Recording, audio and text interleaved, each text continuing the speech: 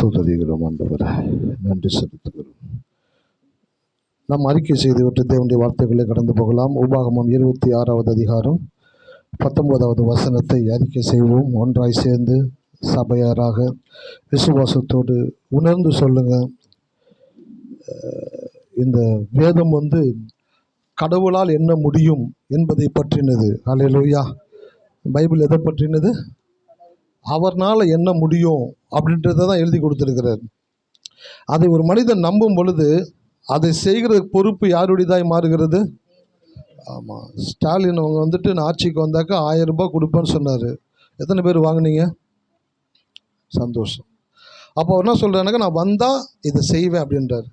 So வந்த உடனே கட்டாயம் தெரியும் ஜனங்க கேட்பாங்கன்னு சொல்லிட்டு ஃபஸ்ட்டு கையெழுத்து போடுறாரு. எல்லாத்துக்கும் 1000 ரூபாய் டிஸ்ட்ரிபியூட் பண்ணணும், அதுக்குரிய ஃபண்டை ரெடி பண்ணுங்க, எல்லாம் ரெடி பண்ணுங்க சொல்லி டிஸ்ட்ரிபியூட் பண்ண சொல்கிறாங்க. அப்போ ஒரு அறிக்கையை கொடுத்துட்டாங்கனாக்கா அந்த அறிக்கையை நிறைவேற்றுகிறதுக்கு யார் உத்தரவாதியாக இருக்கிறாங்க?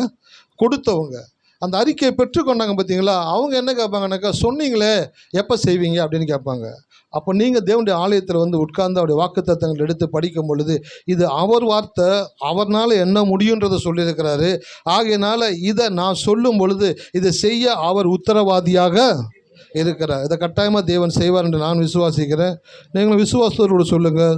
இந்த வார்த்தை உங்கள் சூழ்நிலைகளை மாற்றக்கூடியதாக இருக்கிறது. உபாகமம் 26:19 நான் உண்டு பண்ணின எல்லா ஜாதிகளை பார்க்கிலும் புகழ்ச்சியிலும் கீர்த்தியிலும் மகிமையிலும் உன்னை சிறந்திருக்கும்படி செய்வேன். ஆமேன். அவரை நோக்கி பார்த்து நாம சொல்ல போறோம். நீர் உண்டு பண்ணின எல்லா ஜாதிகளை பார்க்கிலும் புகழ்ச்சியிலும் கீர்த்தியிலும் மகிமையிலும் எங்களை சிறந்திருக்கும்படி செய்கிறதற்காய் ஸ்தோத்திரம் ஆண்டவரே. ஆமென். அல்லேலூயா. பாருங்கள், அந்த வாக்குத்தத்தத்தின்படியே தேவன் நம்முடைய வாழ்க்கையில் செய்யக்கூடியவராக இருக்கிறார். கடவுளுக்கு ரொம்ப பிடிச்சது என்னன்னாக்க, அவருடைய வார்த்தைகளை அவருக்கு நினைப்பூட்டுகிறது. அவருடைய வார்த்தைகளை அவருக்கு நினைப்பூட்டி கொண்டே இருக்கணும். அதான் ஒரு ஊழியக்காரர் சொன்னார், உன் பிரச்சனை எவ்வளோ பெருசுன்னு போய் அவர்கிட்ட சொல்லாத, அவர் எவ்வளோ பெரியவர்ன்றதை உன் பிரச்சனைக்கிட்ட சொல்லு. சில பேர் பிரச்சனை வந்தோன்னே தேவ சமூகத்துக்கு ஓடுறாங்க. ஐயா அந்த மாதிரி பிரச்சனை வந்துச்சு, நான் கடவுள்கிட்ட ஜெபிக்க போகிறேன். அந்த ஊழியக்காரர் சொல்கிறார், பிரச்சனை வந்தோன்னே அவர்கிட்ட ஓடாத, பிரச்சனை வந்தோன்னே பிரச்சனையை பார்த்து பேசு. நீ நம்புகிற தேவன் எவ்வளவு பெரியவர், அவரால் என்ன முடியும், இந்த பிரச்சனை அவர் கண்களுக்கு முன்பாக ஒன்றுமே இல்லை. அந்த தேவன் எவ்வளவு பெரியவர் என்பதை நீங்கள் அறிந்து இருந்தாங்கன்னா தான், வேதத்தை படிச்சிங்கன்னா தான் தெரியும் கடவுள் எவ்வளோ பெரியவர்னு சொல்லிட்டு. அப்போ தான் பிரச்சனைகள் வரும் பொழுது கடவுள்கிட்ட போக மாட்டீங்க, கடவுளுடைய வார்த்தை எடுத்து சொல்ல ஆரம்பிப்பீங்க. ஸோ இந்த வாக்குத்தத்தங்கள் எல்லாம் தேவனால் கொடுக்கப்பட்டிருக்கிறது. நம்மளுடைய வாழ்க்கையில் அவர் என்னெல்லாம் செய்ய வேண்டுமோ அதெல்லாம் எழுதி கொடுத்துருக்கிறாரு. இதை ஒரு மனிதன் எடுத்து நம்பி விசுவாசித்து அதை அவருக்கு ஞாபகப்படுத்தும் பொழுது அவர் அதை அவன் வாழ்க்கையில் செய்யக்கூடியவராக இருக்கிறார். பாருங்கள், இயேசு இந்த பூமியில் பிறந்த பொழுது யோவான் 1:1 சொல்லுது, ஆதியிலே வார்த்தை இருந்தது, அந்த வார்த்தை தேவனிடத்தில் இருந்தது, அந்த வார்த்தை தேவனாய் இருந்தது, அந்த வார்த்தை மாம்சமாகி, அந்த வார்த்தை என்னாச்சுங்க, ஒரு உருவம் எடுத்துச்சான். வார்த்தை வார்த்தையாக இராமல் வார்த்தை உருவம் எடுத்ததாம். அதே போல நீங்கள் வேதத்தில் படிக்கிற வார்த்தைகள் உங்கள் கனவுகளாக இருந்து விடாமல் காட்சிகளாக மாற வேண்டும். நிறைய பேருக்கு இந்த வசனத்தை படித்த உடனே, சில வாக்குத்தத்தங்களை படித்த உடனே, நீ அநேக ஜாதிகளுக்கு கடன் கொடுப்பாய், நீயோ கடன் வாங்காது இருப்பாய். இந்த வாக்குத்தத்தத்தை படித்த உடனே அவங்களுக்குள்ள என்னென்னாக்கா ஒரு கனவு வருது.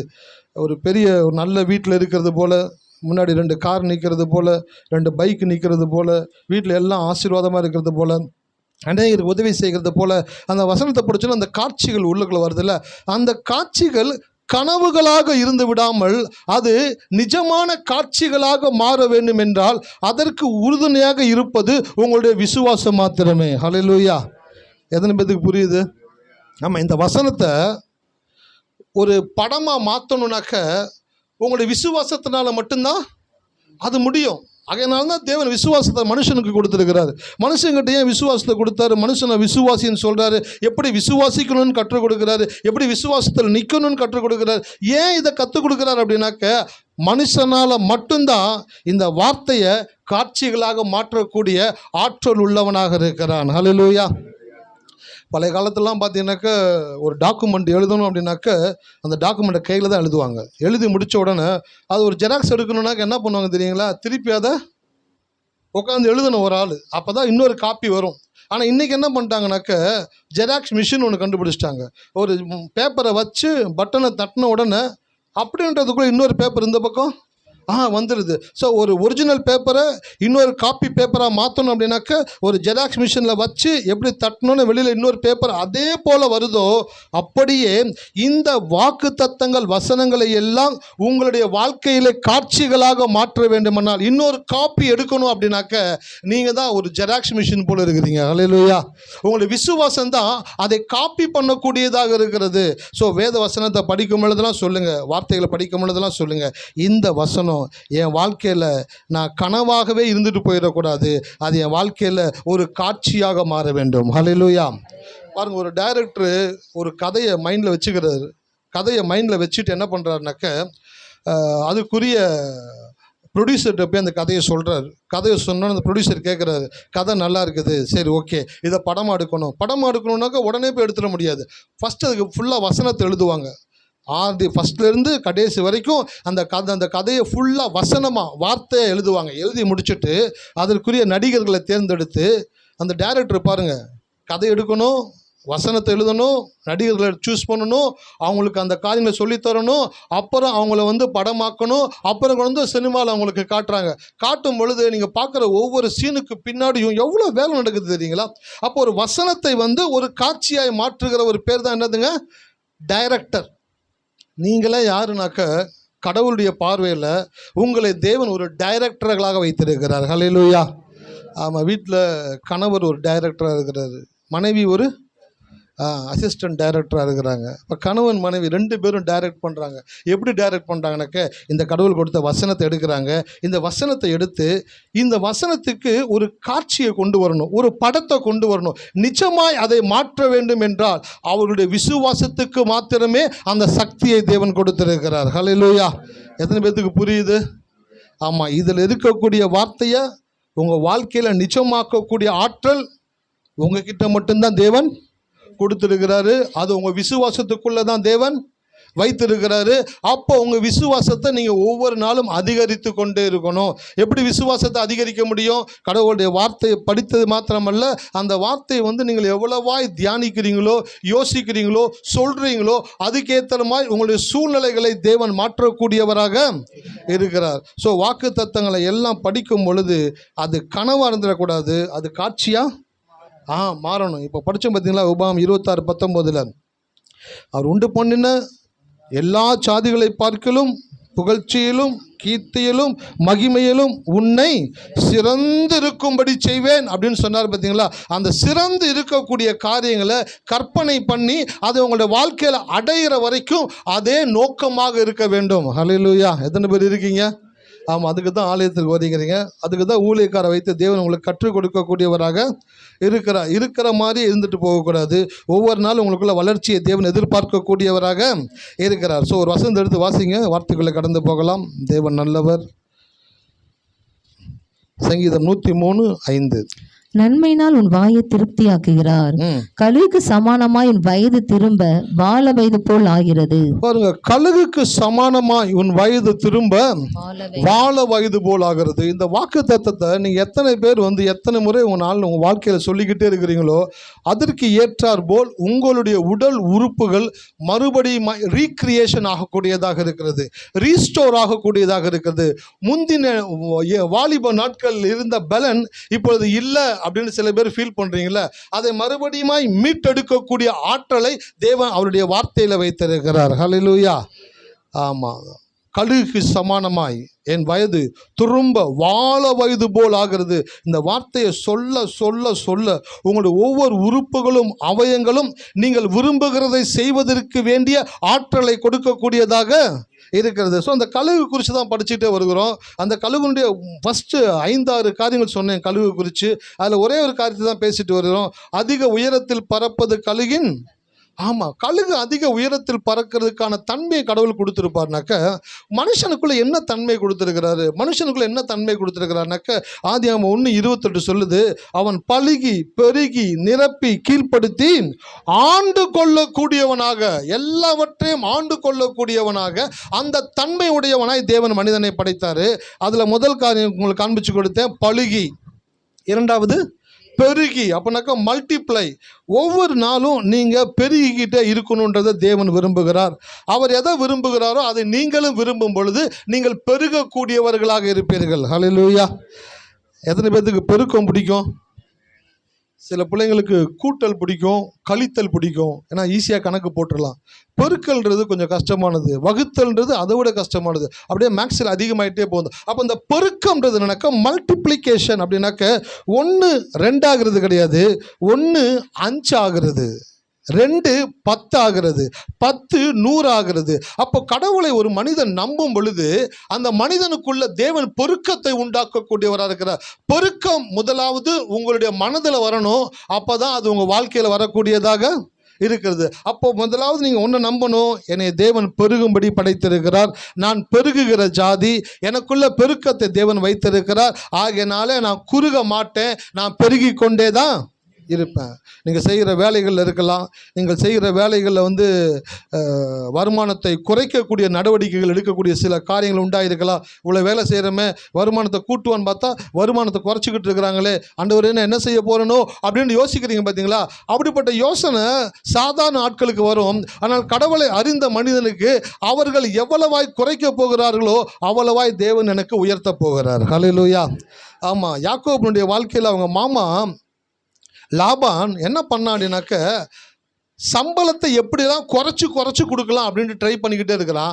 அவன் எப்படியெல்லாம் குறைச்சி கொடுக்கணும்னு ட்ரை பண்ணுறானோ, அவன் எவ்வளோலாம் மூளையை பயன்படுத்துகிறானோ, அதற்கும் மேலாய் அந்த மூளையை படைத்த தேவன் அவர் என்ன செய்கிறார் என்றால், யாக்கோபை எப்படியெல்லாம் ஆசீர்வதிக்க வேண்டும் என்று சொல்லி அவர் வேலை பார்க்கக்கூடியவராக இருக்கிறார்.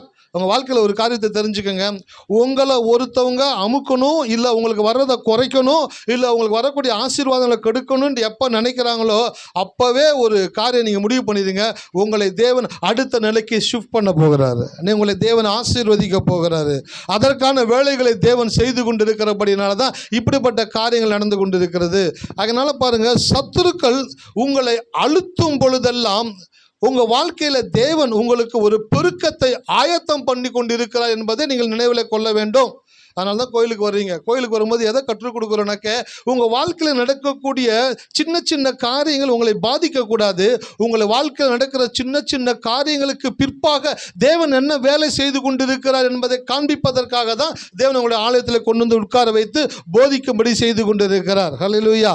அதனால் உலகத்தான போல சோர்ந்து போயிடக்கூடாது. என் வாழ்க்கையில் இப்படி இருக்குது, இவ்வளோ குறைச்சலாக இருக்கே, போன மாதமாச்சு 10 பரவாயில்ல, இவ்வளோ பணம் வந்துச்சு, இந்த மாதம் பார்த்தீங்கன்னா கொஞ்சம் கம்மியாக தான் வந்திருக்குது, எப்படி இதை மேனேஜ் பண்ண போகிறோம், எப்படி இதை கையாள போகிறோன்னு தெரியலையே அப்படின்னு சொல்லி யோசிக்காமல் உங்கள் கையில் வரக்கூடிய பணங்களை பார்த்த உடனே நீங்கள் சொல்லக்கூடிய ஒரு வார்த்தை அதான் நீங்கள் எடுத்துன்னு வந்திருக்கிறேன். பெர்ஸ்பெக்டிவ், கண்ணோட்டம் மாறும் பொழுது தான் உங்களுடைய வாழ்க்கை மாறக்கூடியதாக இருக்கிறது. உங்களுடைய பார்வை முதலாவது மாறணும். பார்வை மாறிடுச்சு அப்படின்னாக்கா உங்கள் வாழ்க்கை மாற ஆரம்பிச்சிடும். 10 ரூபா வர வேண்டிய இடத்துல 8 ரூபா தான் வந்திருக்குது. இப்போ இந்த 8 ரூபாவை வைத்து நம்ம எப்படி சமாளிக்க போகிறோமோ தெரியலையே அப்படின்றது தேவனுக்கு தெரியுமா தெரியாதா? தேவனுக்கு தெரியும்ல. உங்கள் பையன் உங்ககிட்ட ஒரு 10 ரூபா கேட்குறான், டேடி இந்த மாதிரி கடைக்கு போகிறோம், ஒரு 10 ரூபா கொடுங்கன்னு கேட்குறான். அந்த பொருள் எவ்வளோன்னு கேட்குறீங்க, 10 ரூபான்னு சொல்கிறான். அவங்ககிட்ட ஒரு 7 ரூபா கொடுக்குறீங்க. அவன் மேலையும் கீழையும் பார்ப்பான், டேடி இந்த பொருள் 10 ரூபா டேடி, நீங்கள் 7 ரூபா கொடுத்தீங்கன்னா 3 ரூபாய்க்கு நான் என்ன செய்ய முடியும், நீங்கள் 10 ரூபா கொடுத்தா அதை வாங்க முடியும்னு சொல்லும்போது நீங்கள் அந்த 10 ரூபாய்க்கு கொடுக்குறீங்க பார்த்தீங்களா? அதே போல தான் உங்கள் வாழ்க்கையில் 10 ரூபா வந்த இடத்துல 8 ரூபா தான் வந்திருக்கு, 2 ரூபா குறைவாக இருக்குது அப்படின்னாக்க இந்த மாதிரி கடவுள் பண்ணிட்டார் பற்றியா அப்படின்னு சொல்லக்கூடாது. அந்த 2 ரூபா குறையும் பொழுது நீங்கள் தெய்வத்தை நோக்கி பார்த்து சொல்லணும், என் தேவன் தம்முடைய ஐஸ்வர்யத்தின்படி என் குறைவுகளை எல்லாம் கிறிஸ்து இயேசுவுக்குள் மகிமையிலே நிறைவுகளாக்கக்கூடியவராக இருக்கிறார் என்று சொல்லும் பொழுது தான் தேவன் பாப்பாரு, இந்த குழந்தை இந்த டெஸ்ட்ல பாஸ் ஆயிருச்சு. உங்களுடைய விசுவாசத்தை தேவன் ஒவ்வொரு நாளும் பரிசோதிக்க விரும்புகிறார், அதை வர்த்திக்க விரும்புகிறார். ஆகையினால தான் உங்கள் வாழ்க்கையில் வரக்கூடிய குறைவுகளை பார்க்கும் பொழுது நீங்கள் நொந்து போகக்கூடாது. குறைவுகளை பார்க்கும் பொழுது சொல்லுங்கள், இதில் நான் கடவுளுடைய வார்த்தையை பயன்படுத்தி இதில் நான் எப்படி கடவுள்கிட்ட ஆசீர்வாதத்தை பெற்றுக்கொள்ள போகிறேன் பார் என்று சொல்லி வாக்குத்தத்தங்கள் எடுத்து வாயில் சொல்ல ஆரம்பிச்சிடணும். ஸோ 10 ரூபா வர வேண்டிய இடத்துல 8 ரூபா வந்திருக்கு அப்படின்னாக்க, 2 ரூபா குறைச்சலாக இருக்குது அப்படின்னாக்க, நீங்கள் உங்களுடைய வாயில் கர்த்தருடைய வாக்குத்தத்தங்களை சொல்லும் பொழுது 2 ரூபாய் இல்லை, தேவன் அதற்கு வேண்டிய இன்னும் 20 ரூபாயை உங்களுக்கு சேர்த்து கொடுக்கக்கூடியவராக இருக்கிறார். இதுதான் சார் அற்புதம். இந்த அற்புதத்தை மக்கள் அனுபவிக்க வேண்டும் என்று தேவன் விரும்புகிறார்.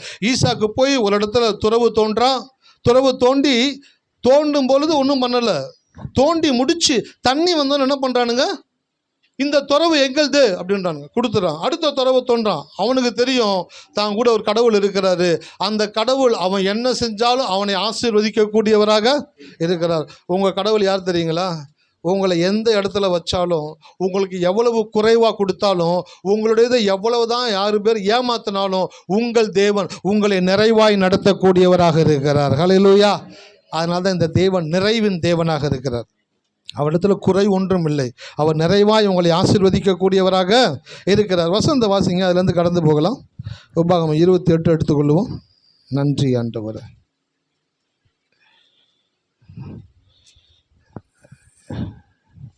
ஏழாம் வசனத்தை ஒருவர் வாசிப்போம். உனக்கு விரோதமாய் எழும்பும் உன் சத்துருக்களை கர்த்தர் உனக்கு முன்பாக முறியடிக்கும்படி ஒப்பு கொடுப்பார். ஒரு வழியாய் உனக்கு எதிராக புறப்பட்டு வருவார்கள், 7 வழியாய் உனக்கு முன்பாக ஓடி போவார்கள். ஆமென். ஹல்லேலூயா. பாருங்க, இந்த 7வது வசனத்தை புரிஞ்சுக்கிறணும் அப்படின்னாக்க, போன வாரம் சொன்ன மாதிரி தான். நீங்கள் எதுலேருந்து வாசிக்கணும்? 3ஆம் வசனத்துலேருந்து வாசிக்கணும். 3ஆம் வசனத்தில் என்ன ஆசீர்வாதம், 4 என்ன ஆசீர்வாதம், 5, 6 இதையெல்லாம் கடந்து வந்த ஒரு மனுஷனுடைய வாழ்க்கையில் அடுத்து வரக்கூடிய காரியங்கள் என்ன என்பதை தேவன் பேசுகிறார். பாருங்கள், 3ஆம் வசனத்தில் நீ பட்டணத்திலும் ஆசீர்வதிக்கப்பட்டு இருப்பாய், வெளியிலும் ஆசீர்வதிக்கப்பட்டு இருப்பாய். ஸோ அவன் எந்த இடத்துல இருந்தாலும் அவனை கடவுள் ஆசீர்வதிக்கக்கூடியவராக இருக்கிறாரு. 2வது, உன் கர்ப்பத்தின் கனி ஆசீர்வதிக்கப்பட்டிருக்கும், உன் நிலத்தின் கனி, உன் மாடுகளின் பெருக்கம், உன் ஆடுகளின் மந்தைகளும் ஆகிய மிருக ஜீவன்களின் பலனும் ஆசீர்வதிக்கப்பட்டிருக்கும். அடுத்து சொல்றார், உன் கூடையும் மாப்பிசைகள் உன் தொட்டியும் ஆசீர்வதிக்கப்பட்டிருக்கும். அடுத்து சொல்றாரு, நீ வருகையிலும் ஆசீர்வதிக்கப்பட்டிருப்பாய், நீ போகையிலும் ஆசீர்வதிக்கப்பட்டிருப்பாய். இந்த ஆசீர்வாதங்கள் எல்லாம் ஒரு மனுஷனுடைய வாழ்க்கையில அப்படியே புரண்டு அவன் வாழ்க்கையில வந்து கொண்டே இருக்கும் பொழுது அடுத்து ஒரு சீன் கிரியேட் ஆகும். என்னன்னாக்க, காரணம் இல்லாத சத்துருக்கள் எழும்பி என்ன பண்ணுவாங்கனாக்க, நம்மளை சுற்றிலும் இருந்து கொண்டு நமக்கு வரக்கூடிய நன்மைகளை தடுக்கக்கூடியவர்களாகவும் கெடுக்கக்கூடியவர்களாகவும் அவருடைய வேலையை அவர்கள் செய்யக்கூடியவர்களாக இருப்பார்கள். ஹல்லேலூயா. எத்தனை பேருக்கு புரியுது? சில பேர் சொல்கிறாங்க, ஐயா இருக்கிற இடம் தெரியாமல் நான் இருந்துட்டு போனேன், யார் வம்பு துப்புக்கும் போகிறதில்ல, எவன் பிரச்சனைக்கு போகிறதில்ல, நானாக வேலைக்கு போகிறேன், வேலையை செய்கிறேன், கிடைக்கிற கூலியை வாங்கிட்டு வரேன், யார்கிட்ட எந்த ஒரு பிரச்சனையும் வச்சுக்கிறது இல்லை. ஆனால் என்கிட்ட வந்து தான் அவங்க என்ன பண்ணுறாங்கனாக்கா, என்னை வந்து நோண்டிக்கிட்டே இருக்கிறாங்க, என்னை தீண்டிக்கிட்டே இருக்கிறாங்க, என்கிட்ட ஏதாச்சும் பிரச்சனை பண்ணிக்கிட்டே இருக்கிறாங்க அப்படின்னு நீங்கள் சொல்லுவீங்க. அப்படின்னாக்க நீங்கள் அடுத்த கட்ட ஆசீர்வாதத்துக்குள்ளே தேவன் உங்களை ஷூட் பண்ணிக்கிட்டு இருக்கிறான்னு அர்த்தம். ஹல்லேலூயா. எத்தனை பேருக்கு புரியுது? ஆமாம், அடுத்த கட்ட ஆசீர்வாதத்துக்குள்ள உங்களை தேவன் கொண்டு போக விரும்புகிறார். ஏன் அப்படின்னாக்க, யாருக்கு சத்துருக்கள் வருவாங்க? யார் வாழ்க்கையில் கொஞ்சம் நல்லா அப்படியே ஷைன் ஆகிட்டு வராங்களோ அவங்களுக்கு தான் சத்துருக்கள் எழும்ப ஆரம்பிப்பாங்க. எந்த மரத்தில் வந்து கல்லை விட்டு அடிப்பாங்க? ஆமாம், கனி இருக்கிற மரம் தான் கல்லடி படும். ஏன்னா அந்த மரத்தில் கனி நிறையா இருக்குது, பார்த்தோன்னே அதை அடிக்கணும்னு போல தோணுது. அதே போல் நம்மளை சுற்றி இருக்கக்கூடிய மக்கள் காரணமில்லாத சத்துருக்கள் எழும்புவார்கள். நண்பர்களாக இருக்கிறவர்கள் சத்துருக்களாய் மாறுவார்கள், சொந்தக்காரர்களாக இருக்கிறவர்கள் சத்துருக்களாய் மாறுவார்கள். ஏன் அப்படின்னாக்க, அவங்களால நீங்கள் நல்லா இருக்கணும், ஆனால் அவங்கள விட நீங்கள் நல்லா இருந்துடக்கூடாது. ஹல்லேலூயா. அவங்க 10 வச்சுருக்காங்க அப்படின்னாக்க, உங்ககிட்ட 8 இருக்கிற வரைக்கும் அவங்களுக்கு பிரச்சனை கிடையாது. நீங்கள் 10லேருந்து 11க்கு மாறுறீங்க பார்த்தீங்களா, அப்போ தான் பிரச்சனையே ஸ்டார்ட் ஆகுது. என்னடா அவன் இருக்கிற இடம் தெரியாமல் இருந்துக்கிட்டு இருந்தால், ஏதோ போனால் போகுதுன்ற ஒரு வாய்ப்பு கொடுத்தோம், ஏதோ கொஞ்சம் சப்போர்ட் பண்ணோம், கொஞ்சம் ஹெல்ப் பண்ணோம், அப்படியே இருந்துகிட்டே இருப்பான்னு பார்த்தாக்க, இவன் போகிற போக்கு பார்த்தா இவன் நம்மளோட பெரிய ஆள் ஆகிடுவான் போலையே அப்படின்ற ஒரு எரிச்சலும் ஒரு மன கசப்பும் உண்டானு அவங்க என்ன ஆகிறாங்கனாக்க, சத்துருக்களாய் மாற்றப்படுகிறார்கள். நமக்கு கூட இருந்துக்கிட்டே நமக்கு எதிராய் வேலை செய்யக்கூடிய நபர்களாய் மாறுவார்கள். ஹல்லேலூயா. அதனால தான் கடவுள் வேதத்தில் எழுதி வைத்திருக்கிறாரு, உனக்கு விரோதமாக எழும்பு உன் சத்துருக்களை கர்த்தர் உனக்கு முன்பாக முறியடிக்கும்படி ஒப்பு கொடுப்பார். அப்போ இந்த வசனத்தை ஒருத்தன் படிச்சுட்டான் அப்படின்னாக்க, சத்துருக்களை பார்க்கும் பொழுது அவனுடைய கண்ணோட்டம் எப்படி வரணும்னாக்க, இந்த சத்துருக்களை எல்லாரையும் கர்த்தர் எனக்கு முன்பாக மண்டியிடும்படி செய்வார். ஹல்லேலூயா. எத்தனை பேர் இருக்கீங்க? ஆமாம், பாருங்கள், கிறிஸ்தவத்துக்குள்ளே வந்துட்டீங்கன்னாக்க ஃபஸ்ட்டு ஒழிக்க வேண்டியது எதுனாக்கா பயம். என்னதுங்க? ஆமாம், இந்த பயம் வந்து ஒரு மனுஷனை வந்து என்னன்னாக்க, அவனை ஒவ்வொரு நாளும் அவனுடைய முகத்தை மாற்றிக்கொண்டே இருக்கும். பாருங்களேன், பயப்படுகிற முகங்கள் மாறிக்கொண்டே இருக்கும். ஏன் அப்படின்னாக்க, அவங்க ஒவ்வொரு காரியத்தை குறித்தும் பயந்து கொண்டே இருப்பாங்க. சத்துருக்களை சத்துருக்களை மாத்திரம் பார்த்து பயப்படுகிறவர்கள் அல்ல. வாழ்க்கையில் நடக்கக்கூடிய சின்ன சின்ன அசைவுகள், சின்ன சின்ன மாற்றங்கள், சின்ன சின்ன குறைவுகள் கூட பார்த்தீங்கன்னாக்கா அவங்களுக்குள்ள பயத்தை கொடுத்துக்கிட்டே இருக்கும். அந்த பயத்தினால அவங்க வாயில இருந்து அவிவிசுவாசமான வார்த்தை, சந்தேகமான வார்த்தை, பயத்துக்குரிய வார்த்தை, மரணத்தை குறித்த வார்த்தைகள் அவங்க வாயிலிருந்து வந்துக்கிட்டே இருக்கும். அப்போ ஆண்டோடைய ஆலயத்துக்கு வந்துட்டீங்கன்னாக்க முதலாவது உங்களுக்குள்ள இருந்து தேவன் எடுத்து போட விரும்புகிற காரியம் என்னன்னாக்க பயம். ஹல்லேலூயா. அப்போ ஆண்டோடைய ஆலயத்துக்கு வந்துட்டீங்கன்னாக்கா ஃபஸ்ட்டு எதுலேருந்து வெளியில் வந்துடணும்? பயத்திலேருந்து வெளியில் வந்துடணும். என்ன நடக்குமோ, என்ன நடக்க போகுதோ, எப்படி நடக்குமோ, என்ன செய்ய போகிறோமோ, எப்படி சமாளிக்க போகிறோமோ, அந்த மாதிரி எண்ணங்கள் வரவே கூடாது. உங்கள் மனம் எப்பொழுதும் தேவனை குறித்தும் தேவனுடைய வார்த்தையை குறித்தும் சிந்தித்து கொண்டே இருக்க வேண்டும். ஹல்லேலூயா. படிக்கிற பசங்க இருக்கிறீங்க, படிக்கிற பசங்க உங்களுக்கு நான் சொல்கிறேன், படிக்கிற காரியங்களை குறித்து பயப்படாதீங்க. நான் ஒரு முறை ஆஃபீஸில் உட்காந்து ஒரு விஷயத்தை யோசிச்சுக்கிட்டே இருந்தேன். கொஞ்சம் கஷ்டமான ஒரு விஷயம்.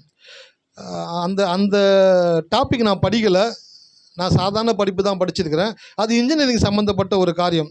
ஸோ அதை குறித்து அது என்ன பண்ணுறதுன்னு சொல்லிட்டு யோசிக்காமல் அதை உட்காந்து நானாக போட ஆரம்பிச்சுக்கிட்டே இருக்கும் பொழுது அப்படியே ஏலேருந்து ஸ்டார்ட் பண்ணுறேன். இஜெட்டில் முடிக்கணும், இஜெட்டில் முடித்தா ஒரு ரிசல்ட் வரணும். நான் போட்டுக்கிட்டே வருகிறேன், சரியாக வர மாட்டேங்குது. சரி ஜெபம் பண்ணுறேன், ஆண்டவரே இது எனக்கு நீங்கள் எப்படி பண்ணுன்றது எனக்கு ஞானத்தை கொடுங்க ஆண்டவரேன்னு சொல்லிட்டு அதை போட்டுக்கிட்டே வரும்பொழுது உள்ளத்துக்குள்ள அப்படியே கர்த்தருடைய வார்த்தை உள்ளே வர ஆரம்பிக்குது. If you are ready to comprehend, nothing will be complicated. அப்படின்னாக்க நீ புரிந்து கொள்ள விரும்பினால் உன்னால் புரிந்து கொள்ள முடியாத விஷயம் எதுவுமே கிடையாது. நீ புரிஞ்சு கொள்ளணும்னு முடிவு பண்ணிட்டனா போதும், அது உனக்கு புரிஞ்சிடும். ஆண்டவரே எப்படி ஆண்டவரே? அது அதை படித்தவங்க எப்படி படித்தாங்க? கஷ்டப்பட்டு படித்தாங்க. அந்த படிக்கிறதுக்கு முன்பாக அதை ஒருத்தவங்க எழுதி கொடுத்தாங்க பார்த்தீங்களா, அவங்க எவ்வளோ கஷ்டப்பட்டுருப்பாங்க. ஹலோ, புரியுதுங்களா? புக்கை பார்த்து படிக்கிறீங்க, ஆசிரியர் புக்கை பார்த்து சொல்லித்தராரு.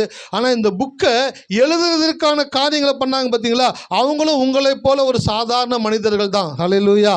எத்தனை பேர்த்துக்கு புரியுது?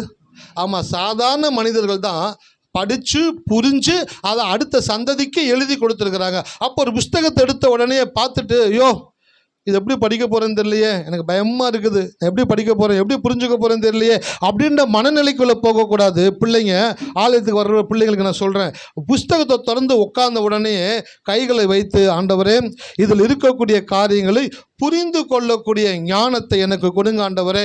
இந்த புத்தகத்தை எழுதுகிறவருக்கு நீங்கள் ஞானத்தை கொடுத்திருப்பீர்கள் என்றால் உங்களுடைய பிள்ளையாகிய நான் இதை படித்து புரிந்து கொள்ளக்கூடிய ஞானத்தை எனக்கு கொடுங்க ஆண்டவரே என்று சொல்லிட்டு அதை நீங்கள் ஜெபத்தோடு நீங்கள் படிக்கும் பொழுது என்ன நடக்குதுனாக்க உங்களுடைய கடினமான பாடங்கள் கூட உங்களுக்கு லகுவாய் தேவன் புரியும்படி செய்வார். ஹல்லேலூயா.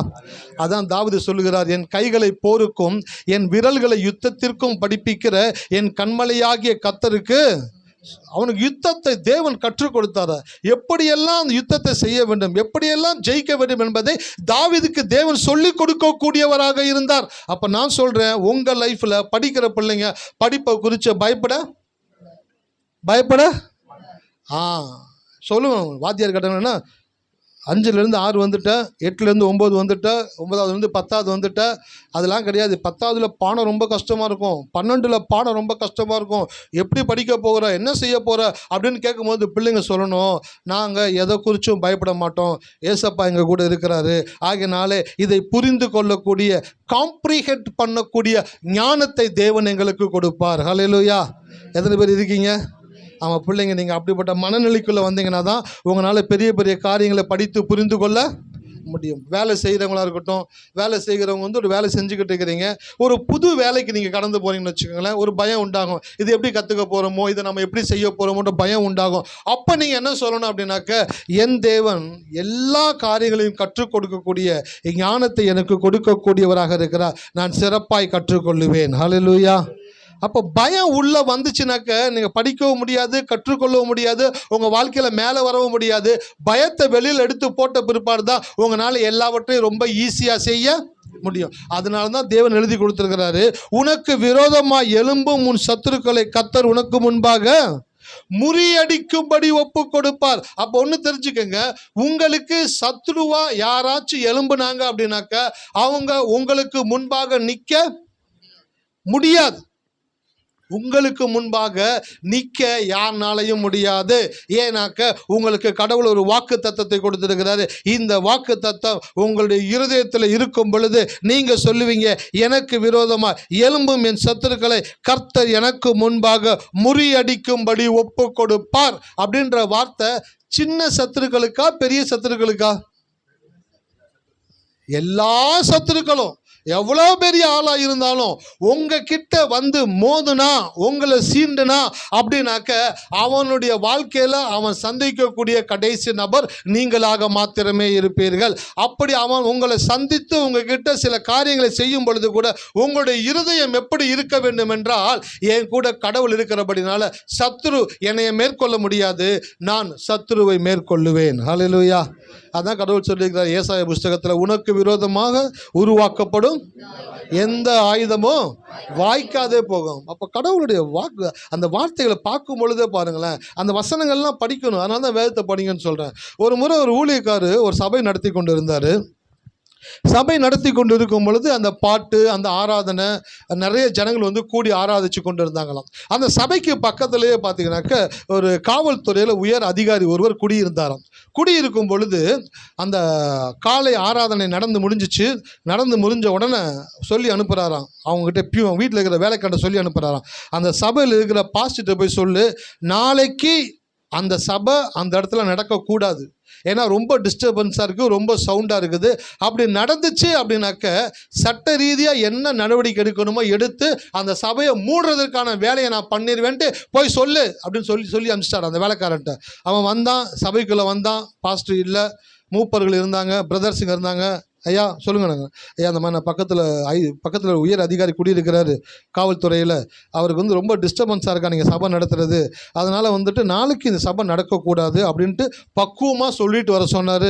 அதனால் நீங்கள் நாளைக்கு இந்த சபை நடத்துகிறத நீங்கள் குறைச்சிக்கங்க, நடத்தாதீங்க, இல்லைனாக்கா விபரீதம் வேறு மாதிரி இருக்கும் அப்படின்னு சொல்லிட்டு கடந்து போயிட்டாராம். பிரதர்ஸ் எல்லாம் போகிறாங்க, மூப்பர்கள்லாம், ஊழியக்காரர் உட்காந்துருக்கிறாரு. ஊழியர்கிட்ட போய் ஐயா சொல்லுங்கன்னு கேட்குறாரு. ஐயா அந்த மாதிரி இன்ஃபர்மேஷன், பக்கத்தில் உயர் அதிகாரி இருக்கிறார் காவல்துறையில், அவர் டிஸ்டர்பன்ஸாக இருக்குது, நீங்கள் சபை நடத்தக்கூடாதுன்னு சொல்கிறாரியா, என்ன பண்ணலான்னு கேட்குறாங்க.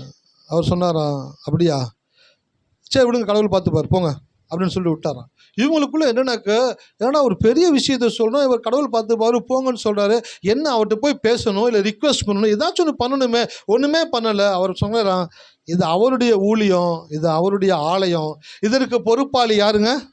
கர்த்தர். அதனால எனக்கு ஒரு பயமும் கிடையாது, அவர் சொன்னாரு நடத்துகிறேன், இதை பாதுகாக்க வேண்டியது அவருடைய பொறுப்பு, நீங்களாம் போங்கன்னு சொல்லிட்டாராம். மதியம் ஆயிடுச்சு, சாயந்தரம் அப்படியே மழை ஸ்டார்ட் ஆகுதான்.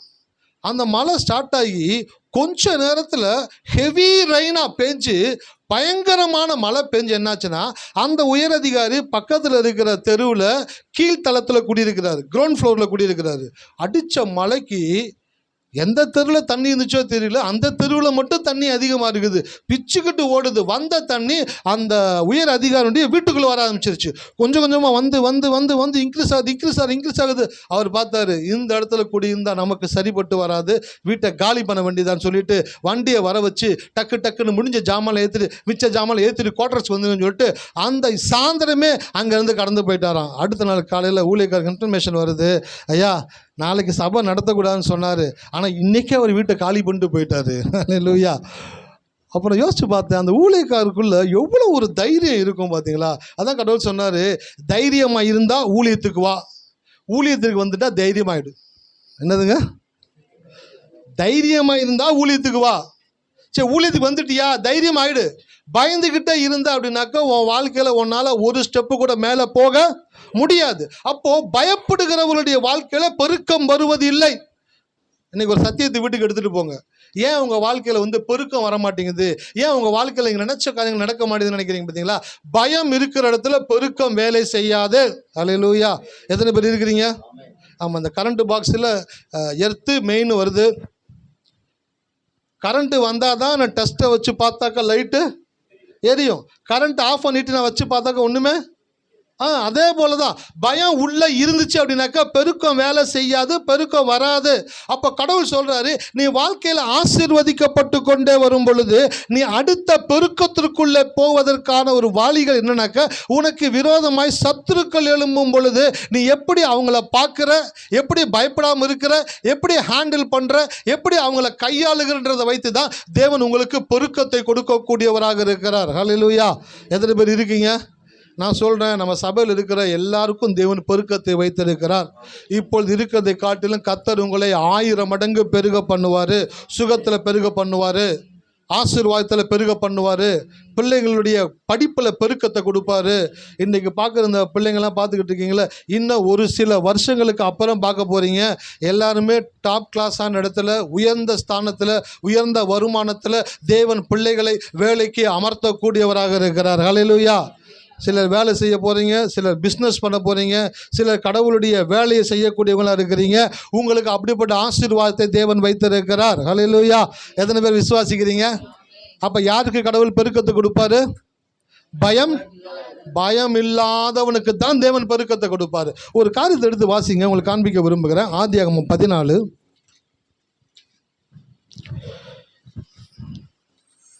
ஆபிரகாமை குறித்து உங்களுக்கு நான் காண்பிக்க விரும்புகிறேன். அவர் எப்படி பயம் இல்லாமல் இருந்தார், அதனால தான் அவர் ஆசீர்வதிக்கப்பட்டு மென்மேலும் பெருகிக்கிட்டே இருந்தார். பாருங்களேன், ஆதியாகமம் 14 முதல் வசனம் 2ஆம் வசனம். சினையாரின் ராஜாவாகிய ஆம்ராப்பேலும், ஏலசாரின் ராஜாவாகிய அரியோகும், ஏலாவின் ராஜாவாகிய கெதர்லா கோமேரும், ஜாதிகளின் ராஜாவாகிய திதியாலும் இருந்த நாட்களில் அவர்கள் சோதோமின் ராஜாவாகிய பேராவோடும், கோமாராவின் ராஜாவாகிய பிர்சாவோடும், அம்தாவின் ராஜாவாகிய சினையாவோடும், செபேயாவின் ராஜாவாகிய செமப்பாரோடும், சோவார் என்னும் பேலாவின் ராஜாவோடும் யுத்தம் பண்ணினார்கள். ஹல்லேலூயா. இந்த 2 வசனங்கள் இருக்கிற வார்த்தைகளை வீட்டில் போய் வாட்சினாக்கா நாக்கு நல்லா ஆமாம், நாக்குக்கு பயிற்சி தேவை. கண்ணுக்கு ஒரு பயிற்சி இருக்குது, வாய்க்கு ஒரு பயிற்சி இருக்குது, கை காலுக்கு ஒரு பயிற்சி இருக்குது. நாக்குக்கு என்னதுங்களா பயிற்சி? வராத வார்த்தைகளை, கொல வளவலான்ற வார்த்தைகளை எப்படி நீங்கள் படிக்கிறீங்களோ அதுதான் உங்கள் நாக்குக்கான பயிற்சி. இந்த 2 வசனங்களை நான் சொல்லாமல் கூட போயிருக்கலாம். சொல்லணுன்ட்டு ஏன் சொன்னேன்னாக்கா, அதில் வாசிக்கும் பொழுது தான் 5 ராஜாக்கள் 4 ராஜாக்கள். எத்தனை ராஜாக்கள்ங்க? ஆமாம், 5 ராஜாக்கள் 4 ராஜாக்கள் சண்டை போடுறாங்க. ஆனால் யுத்தத்தில் 5 ராஜாக்கள் தான் ஜெயிக்கணும், ஆனால் விதி 4 ராஜாக்கள் ஜெயிக்கும்படியாக நடந்தது. ஹல்லேலூயா. 5 ராஜாக்களை 4 ராஜாக்கள் என்ன பண்ணிட்டாங்க? ஜெயிச்சிட்டாங்க. இந்த 5 ராஜாக்களுடைய ஒரு பட்டணத்தில் தான் ஆபிரகாமுடைய சொந்தக்காரன் யாருங்க? லோத்து அந்த ஊரில் போய் குடியிருக்கிறான். குடியிருக்கும் பொழுது 4 ராஜாக்கள் 5 ராஜாக்களை ஜெயிச்சு அவங்க ஊரில் இருக்கிற ஆட்கள், பொருட்கள், உடைமைகள் எல்லாவற்றையும் எடுத்துகிட்டு போயிட்டாங்க. எடுத்துகிட்டு போனோன்னே அதில் ஒருத்தர் தப்பி வந்து ஆபிரகாமுக்கிட்ட சொல்கிறான், இந்த மாதிரி 4 ராஜாக்கள் வந்து 5 ராஜாக்களை ஜெயிச்சு எல்லாத்தையும் எடுத்துகிட்டு போயிட்டாங்க, உங்களுடைய சொந்தக்காரன் லோத்தையும் அவன் குடும்பத்தையும் கூட கூட்டிகிட்டு போயிட்டாங்க அப்படின்னு ஆபிரகாம்கிட்ட சொன்ன உடனே இந்த வசனத்தை வாசிங்க, 13ஆம் வசனம். தப்பியோடின ஒருவன் எபிரேனாயனாகிய ஆபிராமிடத்தில் வந்து அதை அறிவித்தான். ஆபிராம் தன்னோட உடன்படிக்கை செய்திருந்த மனிதராகிய எஸ்கோலுக்கும் ஆனேருக்கும் சகோதரனாகிய மம்ரே என்னும் எமருடைய சமபூமியிலே அப்போது குடியிருந்தான். தன் சகோதரன் சிறையாக கொண்டு போகப்பட்டதை ஆபிரகாம் கேள்விப்பட்ட போது அவன் தன் வீட்டிலே பிறந்த கைப்படிந்தவர்களாகிய 318 ஆட்களும் ஆயுதம் தரித்து தான் என்னும் ஊர் மட்டும் அவர்களை தொடர்ந்து. ஹல்லேலூயா. போதும். 5 ராஜாக்கள் எத்தனை ராஜாக்கள் ஜெயிச்சாங்க? 4 ராஜாக்கள் ஜெயிச்சிட்டாங்க. ஸோ 5 வந்து 4 மேற்கொண்டுருச்சு. 4 ராஜாக்கள் எல்லாத்தையும் எடுத்துகிட்டு போயிட்டாங்க. இப்போ ஆபிரகாம் வந்து சொல்கிறாங்க, இப்போ 4 ராஜாக்கள் 5 ராஜாக்களை ஜெயிச்சிருந்தாங்கனாக்க அவங்கக்கிட்ட என்ன அதிகமாக இருந்திருக்கும்? படை அதிகமாக இருந்திருக்கும், பலன் அதிகமாக இருந்திருக்கும், அவங்களுடைய மைண்டு வந்து அதிகமாக வேலை பார்த்துருக்கும். அதனால தான் 5 ராஜாக்களை ஜெயிச்சு 4 ராஜாக்கள் எல்லாத்தையும் எடுத்துகிட்டு போயிட்டாங்க, எல்லா பொருட்கள் ஆட்களையும் கூட்டிகிட்டு போயிட்டாங்க. இப்போ ஆபிரகாம்கிட்ட வந்து சொன்னோன்னே, ஆபிரகாம் ஒரு தனி மனிதன் அப்படின்னு தான் வேதம் சொல்லுது. ஆனால் தனி மனிதன், அவனோடு கூட யார் இருந்தா? தேவன் இருந்தார். அதனால தான் சொல்கிறாங்க ஊழியக்காரங்க, one man with God is majority. உங்களுக்கு எதிர எத்தனை பேர் இருக்கிறாங்கன்றது பிரச்சனை இல்லை, உங்கள் கூட யார் இருக்கிறான்றது தான் பிரச்சனை. ஹல்லேலூயா. உங்கள் கூட கடவுள் இருந்தார் அப்படின்னாக்க உங்களுக்கு முன்பாக 1000 பேர் இருந்தாலும் நீங்கள் பயப்பட வேண்டிய அவசியம் கிடையாது. காரணம், அவர் உங்களோடு இருக்கும் பொழுது உங்களுக்காக அவர் யுத்தத்தை செய்யக்கூடியவராக இருக்கிறார். இப்போ 5 ராஜாக்களை 4 ராஜாக்கள் தோற்கடிச்சு எல்லாத்தையும் எடுத்துகிட்டு போயிட்டாங்க. இப்போ ஆபிரகாம்கிட்ட சொன்னோன்னே ஆபிரகாம் யோசிக்கிறான், 4 ராஜாக்களையே ஜெயிச்சுட்டு போயிட்டாங்களா, நம்ம போய் என்ன பண்ண முடியும்னு யோசிக்கல. விஷயம் காதுல கேட்ட உடனேயே அவனுக்குள்ள என்ன இல்லை, பயம் இல்லை. பாருங்க, ஒரு மனுஷனை கடவுள் ஆசீர்வதிக்கிறனாக்கா சும்மா ஆசீர்வதிக்கிறது கிடையாது. அவனுடைய கேரக்டரை பார்க்குறாரு, அவருடைய குணாதிசயங்களை பார்க்குறாரு. பயப்படுகிறவனை தேவன் ஆசீர்வதிக்கிறது இல்லை. பயப்படும் பொழுது ஆசீர்வாதம் உங்களுக்கு தூரமாய் செல்லும். எப்பொழுது நீங்கள் தைரியமாக இருக்கிறீர்களோ, எல்லா சூழ்நிலையிலும் எவர்கள் தைரியமாக இருக்கிறார்களோ அவர்களுடைய வாழ்க்கையில தான் தேவன் ஷிஃப்டிங்கை கொடுக்கிறாரு, பெருக்கத்தை கொடுக்கக்கூடியவராக இருக்கிறார். இந்த ஆபிரகாம் 4 ராஜாக்களோடு யுத்தம் பண்ண போகணும். அதுக்கு என்ன பண்றானாக்க, அவங்க வீட்டில் எத்தனை பேர் இருந்தாங்க, 318 பேர் இருந்தாங்களாம். கை படிந்தவர்கள் அப்படின்னாக்க யுத்தம் பழகினவங்க. யுத்தம் பழகின அந்த 318 ஆட்களுக்கும் அவங்களுக்கு ட்ரெஸ்ஸுகளை போட்டு ஆயுதத்தை கொடுத்து இப்போ 4 ராஜாக்களோடு யுத்தம் பண்ண ஆபிரகாம் கடந்து போகிறான். அந்த 4 ராஜாக்கள் வலிமையானவர்களாக இருந்தாலும் இந்த 318 ஆட்களோடு கூட போய் அவன் யுத்தம் செய்கிறான். செய்யும் பொழுது இந்த 318 ஆட்களை வச்சு தான் ஆபிரகாம் ஜெயிச்சான் அப்படின்ட்டு கிடையாது. இந்த வசனத்தை வாசிங்க, யார் ஜெயத்தை கொடுத்ததுன்னு பாருங்க. 19:20. அவனை ஆசீர்வதித்து வானத்தையும் பூமியை உடையவராகிய உன்னதமான தேவனுடைய ஆசீர்வாதம் ஆபிரகாமுக்கு உண்டாவதாக. உன் சத்துருக்களை உன் கையிலே ஒப்பு கொடுத்த உன்னதமான தேவனுக்கு ஸ்தோத்திரம் என்று சொன்னான். இவனுக்கு ஆபிரகாம் எல்லாவற்றிலும் தசமபாகம் கொடுத்தான். உன் சத்துருக்களை உன் கையில் ஒப்பு கொடுத்த உன்னதமான தேவனுக்கு. பாருங்க, நீங்க வாழ்க்கையில பயப்படும் பொழுது நீங்கள் வெற்றியை இழக்கிறீர்கள். நீங்கள் தைரியமாக இருக்கும் பொழுது உங்களுக்காய் தேவன் யுத்தம் பண்ணக்கூடியவராக இருக்கிறார். அதான் வேதத்தில் சொல்லப்பட்டிருக்கு, கர்த்தர் உங்களுக்காக யுத்தம் பண்ணுவார், நீங்கள் சும்மா இருப்பீங்க. அப்படின்னாக்க எதுவுமே பண்ணாமல் இருக்கிறது இல்லை, சும்மா இருப்பீங்கன்னாக்கா தைரியமா இருக்கணும். ஹல்லேலூயா. எப்படி இருக்கணும்? தைரியமாக இருக்கணும். வாழ்க்கையில் ஒன்று கற்றுக்குங்க, எது நடந்தாலும் எது வந்தாலும் உங்களுடைய தைரியத்தை நீங்கள் இழந்து விட, நீங்கள் எவ்வளவுக்கு எவ்வளவு தைரியமாக இருக்கிறீங்களோ அவ்வளோக்கு அவ்வளோ நீங்கள் பெருகி கொண்டே இருப்பீர்கள். ஆபிரகாம் கிட்ட அந்த செய்தி வந்தோன்னே 5 ராஜாக்கள் 4 ராஜாக்கள் ஜெயிச்சுட்டு போயிட்டாங்கனாக்கா அவங்க பெரிய பலசாலிகளாக இருப்பாங்களே, அவங்க கூட என்ன பண்ண போகிறோன்னு சொல்லலை. கேட்ட உடனேயே யுத்தத்துக்கு ஆயத்தப்படக்கூடியவனாக இருந்தான். போய் அந்த இடத்துல யுத்தம் செய்யும் பொழுது வேதம் சொல்லுகிறது, உன் சத்துருக்களை உன் கையில் ஒப்பு கொடுத்த உன்னதமான தேவனுக்கு. யார் தான் யுத்தத்தில் அவனுக்கு ஜெயத்தை கொடுத்தது?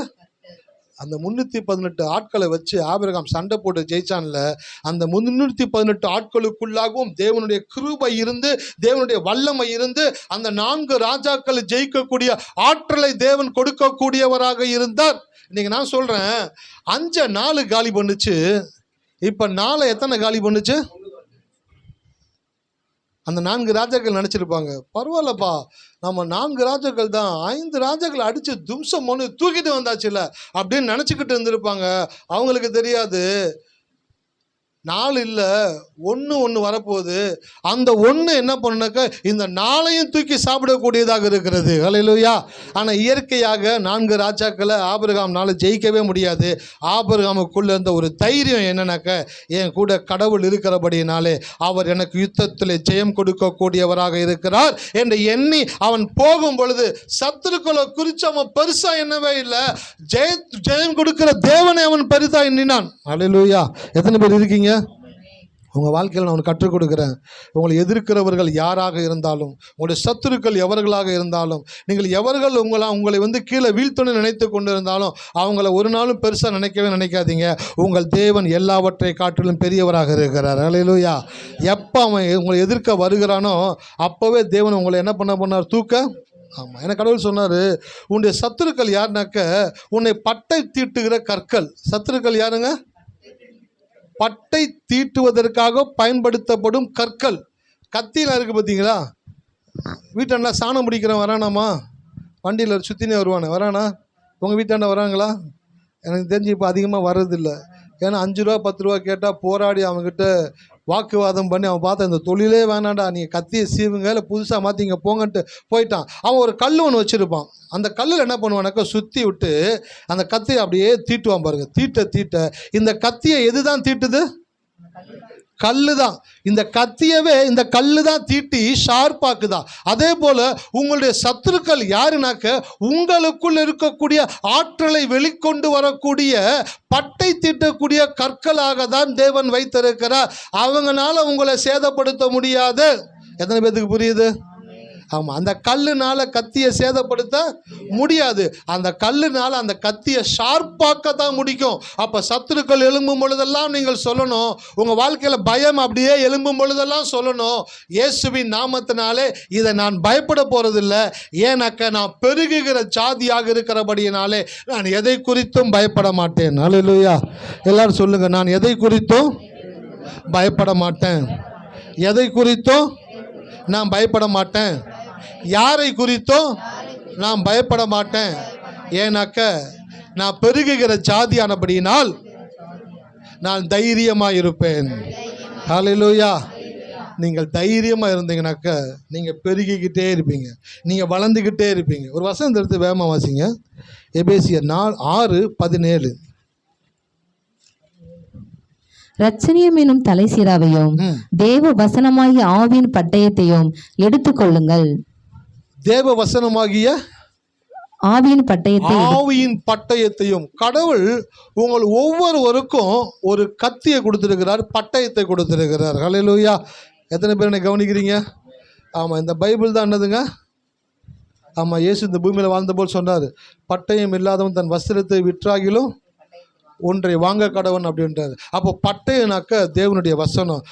ஆவியின் பட்டயமாகிய தேவ வசனமாகிய ஆவியின் பட்டயத்தையும் எடுத்துக்கொள்ளுங்கள். வாழ்க்கையில் எப்பெல்லாம் உங்களை பயமுறுத்தக்கூடிய சூழ்நிலைகளோ பயமுறுத்தக்கூடிய நபர்களோ எழும்புகிறார்களோ அப்பெல்லாம் எதை கையில் எடுத்துடணும்? எதை எடுத்துடணும்? தேவ வசனமாகிய ஆவியின் பட்டயத்தை கையில் எடுத்துடணும். வீட்டில் கரப்பாம்பூச்சி இருக்குது, எதை எடுக்கிறீங்க கையில்?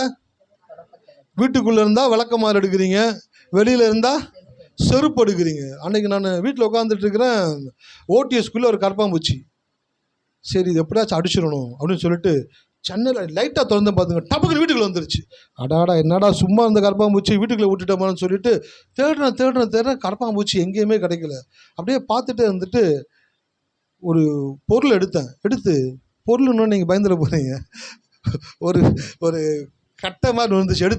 எடுத்து இந்த கரப்பாம்பூச்சி வீட்டுக்குள்ளே விட்டால் தலைவலி, இதை அடிச்சே ஆகணும்னு சொல்லிட்டு அப்படியே ஏறி அப்படியே பொறுமையாக ஒவ்வொரு பேப்பராக தள்ளி பார்த்துக்கிட்டே இருக்கிறேன். ஒரு இடத்துல இருந்துச்சு. சரி, இதை அடிச்சே தூக்கணும்னு சொல்லிட்டு அந்த கட்டை எடுத்து பக்கத்தில் போய் டப்புன்னு அடிக்கிறேன், பறந்துருச்சு. பார்த்தேன், என்னடா இது நமக்கு வந்த சோதனை. அது வெளியே இருந்தால் கூட இருந்திருக்கும், இப்போ உள்ளே விட்டுட்டோமே, இப்போ இது உள்ளுக்குள்ளே போய் என்னெல்லாம் பண்ண போகும்னு சொல்லிட்டு யோசிச்சு அது கரெக்டாக எந்த இடத்துல நிற்குதோ அந்த இடத்துல வச்சு ஒரே ஷாட்டு அடித்து அதை தூக்கி கொண்டு போய் குப்படப்பால போட்டோன்னே தான் என்னாச்சு? திருப்தியாச்சு. அதே போல் தான் உங்கள் லைஃப்பில் எப்போல்லாம் பயம் வருதோ, யாரை குறிச்செல்லாம் உங்களுக்கு பயம் வருதோ, எதை குறிச்செல்லாம் பயம் வருதோ, எந்த சூழ்நிலையை குறிச்செல்லாம் பயம் வருதோ, பயம் வந்துச்சுனாக்கா நீங்கள் வாழ்க்கையில் பெருக ஆமாம், வாழ்க்கையில் பயம் வந்துச்சுனாக்கா உங்களால் பெருகவே முடியாது. ஏன்னாக்கா பெருக்கம் வேலை செய்யாது. ஆமாம், காலைல சர்ச்சு ஃபோனு 60% சார்ஜ் இருந்துச்சு. இந்த 2 சார்ஜரை பார்த்தோன்னா சந்தோஷமாயிடுச்சு. அப்பா 2 சார்ஜர் இருக்குது, ஃபோனை சார்ஜில் போட்டலான்ட்டு போய் நானும் போடுறேன் பார்த்தா 2 சார்ஜர் பின்னுமே வேறு. யோசிச்சேன், என்னடா அது 2 சார்ஜர் இருந்தும் பின்னு பயன் இல்லைனாக்கா அதில் போட முடியாது, சார்ஜு ஏறாது. அதே போல் நீங்கள் கடவுளுடைய ஆசீர்வாதத்தில் வாழணும் அப்படின்னாக்கா முதல்ல உங்களுக்குள்ள பயம் இருக்க, பயந்துட்டீங்க, பயப்படுறீங்க, எதை குறிச்சாச்சும், பிள்ளைங்களை குறித்து, மனைவியை குறித்து, கணவரை குறித்து, வருமானத்தை குறித்து, வேலையை குறித்து, எதிர்காலத்தை குறித்து, சரீரத்தை குறித்து, ஏதோ ஒரு காரியத்தை குறித்து பயம் இருக்கிற வரைக்கும் உங்கள் வாழ்க்கையில் பெருக்கம் வராது. பயப்படாதீங்க. நீங்கள் பயப்படுற வரைக்கும் பெருக்கம் வராது, அதனால் பயப்படாதீங்க. எப்போ உங்கள் வாழ்க்கையில் நான் பயப்பட மாட்டேன் அப்படின்ற முடிவுக்குள்ளே வர்றீங்களோ அப்போ தான் உங்கள் வாழ்க்கையில் நீங்கள் ஷிஃப்டிங்குள்ளே கடந்து போவீங்க. அப்போ தான் நீங்கள் பெருக ஆரம்பிப்பீர்கள். அல்லேலூயா. பாருங்க, எந்த ஒரு செய்தியை கேட்டாலும், எந்த ஒரு காட்சியை பார்த்தாலும், யார் எதை சொன்னாலும் ஃபஸ்ட்டு நீங்கள் பயந்துட்டீங்க அப்படின்னாலே உங்கள் வாழ்க்கையில் அடுத்த பெருக்கத்துக்குள்ள உங்களால் போக முடியாது. பயம் அறியாதவர்களை, பயம் இல்லாதவர்களை, தைரியமாக இருக்கிறவர்களுக்குத்தான் தேவன் பெருக்கத்தை கொடுக்கக்கூடியவராக. உங்களுக்கு வர வேண்டிய ஒன்று வரலை, ஐயோ வருமா வரலையான்னு தெரியல, ஒரே பயமாக இருக்குது, எழுதி வச்சுக்கோங்க, கட்டாயம் வராது. ஏன்? நீங்கள் பயப்படுகிற வரைக்கும் உங்ககிட்ட பெருக்கம் வேலை செய்யாது. தப்பான சார்ஜர் எடுத்து ஃபோனில் நான் 4 நாள் போட்டாலும் சார்ஜு ஏறாது. அதே போல் நீங்கள் பயந்துட்டீங்க அப்படின்னாக்கா பெருக்கம் வேலை செய்யாது. பெருக்கம் வேலை செய்யணும் அப்படின்னாக்கா ஃபஸ்ட்டு பயம் இல்லாமல் இருக்கணும். எதை குறித்தும் பயப்படக்கூடாது. தேவ வசனமாகிய ஆவியின் பட்டயத்தை எடுத்துக்கொள்ளுங்கள், கையில் எடுத்துடணும். எப்பெல்லாம் உங்களை பயமுறுத்தக்கூடிய எண்ணங்களோ, காட்சிகளோ, வார்த்தைகளோ உங்களை நோக்கி கடந்து வருகிறதோ, உங்களை பயமுறுத்தணும்னு முடிவு பண்ணி வந்திருக்குதுனாக்க உடனே எதை எடுத்துடணும்? ஆவியின் பட்டயத்தை எடுத்துடணும். எதை குறித்து உங்களை பயமுறுத்தணும்னு பிசாசு நினைக்கிறானோ அதற்குரிய வசனத்தை பைபிள்லேருந்து எடுத்து அதை நீங்கள் வாயில் சொல்ல ஆரம்பிச்சிடணும். அதனால தான் பைபிள் படிங்கன்னு சொல்கிறோம். ஏன்னா பைபிள் படிச்சிங்கன்னா தான் எந்த வசனத்தை எடுத்து எப்போ சொல்லணும்னு உங்களுக்கு தெரியும். எனக்கு நான் ரட்சிக்கப்பட்ட சபையில் அந்த ஊழியக்காரம்மா ரட்சிக்கப்பட்டப்போ அவங்களுக்குள்ள ஒரு பெரிய தாக்கம், பெரிய ஆசை வந்துருச்சு கடவுளுடைய பைபிள் மேலே. இந்த பைபிளை நான் 7 நாளில் முடிக்கணும் அப்படின்னு யோசிச்சுட்டு இருந்தாங்க போல. சில ரொம்ப குறிப்பிட்ட நாட்கள், அந்த சின்ன குறைவான நாட்கள் இப்போ வருது. ஒரு வருஷத்தில் பைபிளை படிப்பது எப்படி? ஆனால் அவங்க யோசிச்சாங்களாம், எவ்வளவு சீக்கிரமாக நான் பைபிளை படித்து முடிக்கணுமோ அவ்வளவு சீக்கிரமாக நான் பைபிளை படித்து முடிக்கணுன்ட்டு பகலும் இரவும் வேதத்தை வாசிக்கிட்டே இருந்தாங்களா. குறிப்பிட்ட நாட்களில், சொற்பமான நாட்கள்லேயே முழு வேதத்தையும் படித்து முடிச்சுட்டாங்களா. முடித்து அவங்களுக்குள்ள இன்னும் இந்த வேதத்தை படிக்க வேண்டிய தாகம் அவங்களுக்குள்ள உண்டாயிருச்சு. நான் சொல்கிறேன், நீங்கள் பைபிளை ஒரு முறை படித்து முடிச்சிட்டிங்கனாக்க அடுத்து பைபிளை படிக்க வேண்டும் என்ற ஆசை உங்களுக்குள்ள உருவாகக்கூடியதாக இருக்கும். அடுத்து நீங்கள் பைபிளை படிக்கும் பொழுது தான் வசனங்கள் எங்கே இருக்குன்னு தெரியும். அப்போ தான் நீங்கள் அந்த கத்தியை எடுத்து நீங்கள் அந்த உங்கள் வாழ்க்கையில் இருக்கிற பயத்தை ஜெயிக்க. ஆமாம், கரப்பாம்பூச்சியை பார்த்துட்டீங்க, வீட்டில் எந்த பொருளுமே அடிக்கிறதுக்கு என்ன செய்ய முடியும்? கையில் அடித்தாலும் தப்பிச்சிரும், காலில் மிதித்தாலும் தப்பிச்சிரும். ஒரு கச்சியவோ ஏதோ ஒரு பொருள் எடுத்து சட்டுன்னு அடிக்கிறீங்களே, அதே போல தான் உங்கள் லைஃப்பில் பயம் வரும் பொழுதெல்லாம் தேவனுடைய வசனத்தை எடுத்து அடிக்கணும். எப்போ நீங்கள் பயத்தை அடித்து பயத்தை ஒழிக்கிறீங்களோ அப்போ தான் நீங்கள் பெருகக்கூடியவர்களாக இருப்பீங்க. ஹல்லேலூயா. எத்தனை பேர் வாழ்க்கையில் பெருகணும்னு நினைக்கிறீங்க? ஐயா என் பிள்ளை நல்லா படிக்கணும்யா, நல்ல ஒரு வேலைக்கு போகணுயா, நல்ல வருமானத்தை ஈட்டணுயா, அவன் தான் எங்களுடைய வாழ்க்கையில் அடுத்த தலையெழுத்தை மாற்றக்கூடிய ஒரு பையனாக இருக்கிறான், அவனுக்காக தான் நான் ஜெபிச்சுக்கிட்டு இருக்கிறேன். அப்போ ஜெபிச்சுக்கிட்டு இருக்க நீங்கள் என்ன பண்ணணுன்னாக்கா பயப்படக்கூடாது. கிடைக்குமா கிடைக்காதா, நல்லா படிப்பானா, பாஸ் ஆவானா, நல்ல வேலை கிடைக்குமா, அதெல்லாம் இருந்துச்சுனாக்கா கட்டாயமாக படிக்கவும் முடியாது, வேலையும் கிடைக்காது. என்ன யோசிக்கணும் அப்படின்னாக்க, என் பிள்ளைங்கள் எல்லாரும் கர்த்தரால் போதிக்கப்பட்டு இருப்பார்கள், என் பிள்ளைகளுடைய சமாதானம் பெரிதாக இருக்கும், என் பிள்ளைகள் என் பந்தியை சுற்றிலும் ஒலிவு மர கண்டுகளைப் போல இருப்பார்கள். ஆகினால் என் பிள்ளைகளை நான் இப்பொழுதே இயேசு நாமத்தில் ஆசீர்வதிக்கிறேன். அவர்களை குறித்த பயம் எனக்கு இல்லை, அவர்களை குறித்த சந்தோஷம் எனக்கு இருக்குது. இன்னும் சில வருஷங்களுக்குள்ள என் பிள்ளைகளுடைய உயர்ந்த ஸ்தானத்தை நான் பார்க்க போகிறேன். ஹல்லேலூயா. அப்படி சொல்லுங்கள். வீட்டுக்காரர் வேலைக்கு போகிறாரு, இந்த மனுஷன் சம்பாதிக்கிற இந்த 15,000, 20,000, 25,000 வச்சு வாழ்க்கையை எப்படி தான் ஓட்ட போகிறோமோ தெரியல. எப்படி கணக்கு போட்டாலும் பட்ஜெட்டில் துண்டு விழுகுது.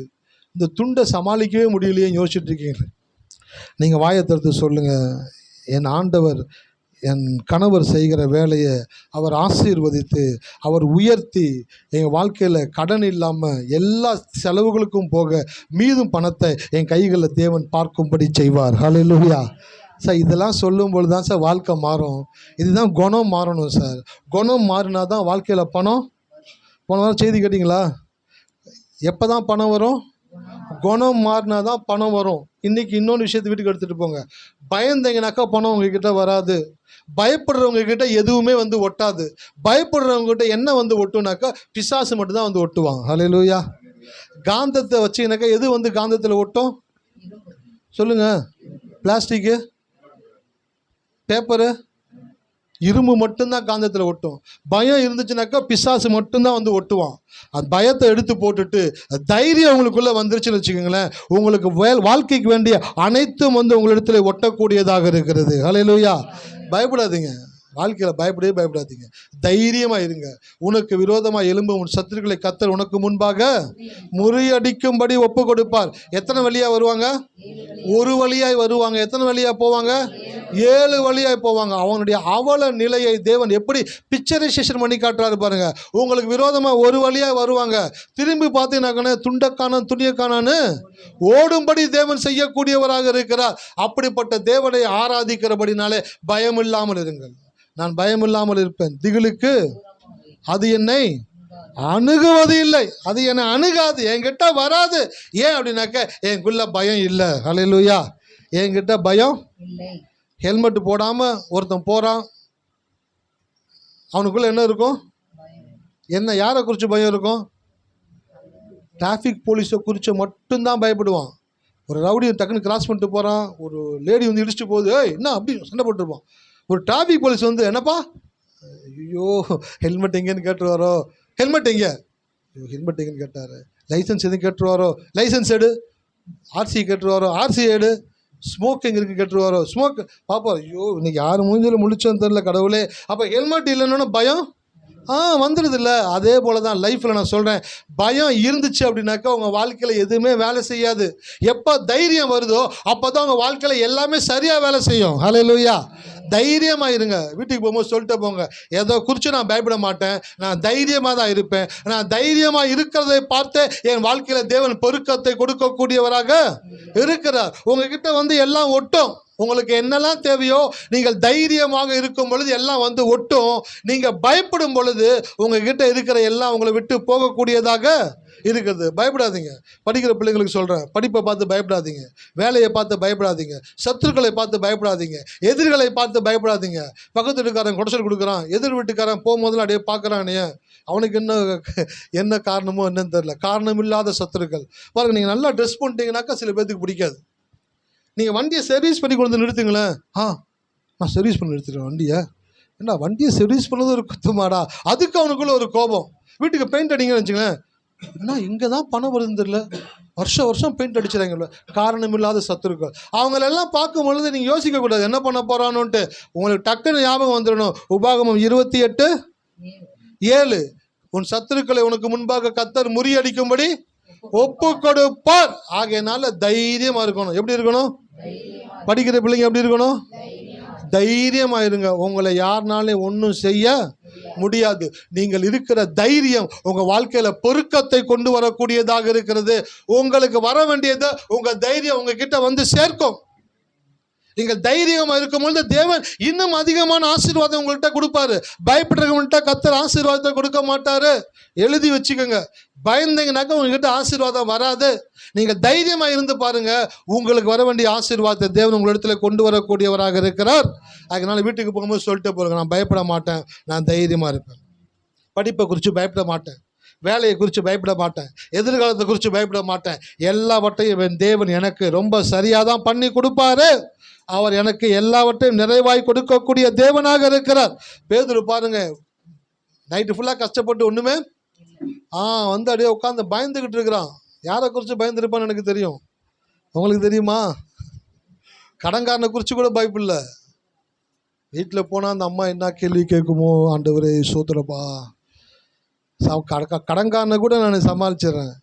ஆனால் அவங்க வீட்டுக்கு போய் அவங்க கேட்குற கேள்வி ஒவ்வொன்றும் சுருக்குன்னு குத்துற மாதிரி கேட்பாங்களே, என்ன பதில் சொல்ல போகிறனோ தெரியலையாண்டவரே அப்படின்ட்டு பயந்துக்கிட்டு வலையை என்ன பண்ணியிருக்கான், செக் பண்ணிக்கிட்டு இருக்கிறான், எங்கேயும் கிழிஞ்சிருக்குதான்ட்டு.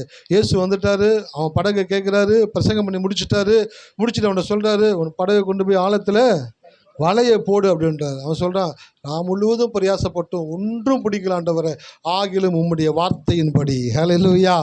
அந்த வார்த்தை உள்ளே வந்தோடனே தைரியம் வந்துருச்சு அவனுக்குள்ள. வார்த்தை எதை கொடுக்குது? தைரியத்தை கொடுக்குது. வார்த்தை தைரியத்தை கொடுக்கக்கூடியதாக இருக்கிறது.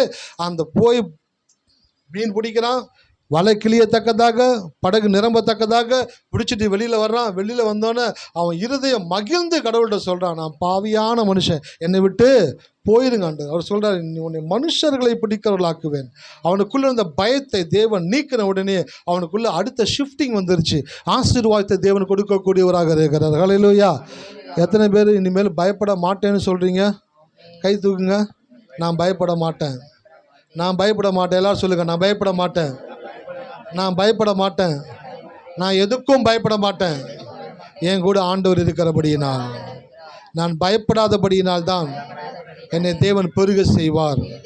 ஆமென், ஹல்லேலூயா. சபையில் ஒரு பெரிய ஷிஃப்டிங் வரப்போகுது.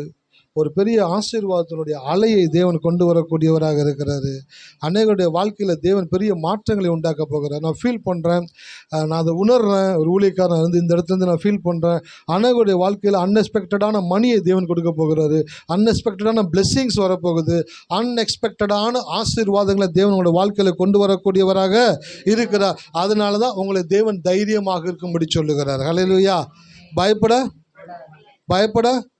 கூடாது. பயப்பட மாட்டேன், நான் தைரியமாக இருப்பேன்னு சொல்லுங்கள். நீங்கள் தைரியமாக இருக்கும் பொழுது உங்களுடைய பெருக்கத்தை இன்னும் தேவன் வர்த்திக்க செய்யக்கூடியவராக இருக்கிறார். கண்களை மூடுவோமா? ஸ்தோத்திரிக்கிறோம் ஆண்டவர், துதிக்கிறோம் ராஜா, நன்றி செலுத்துகிறோம். நாங்கள் பெருகுகிற சாதி,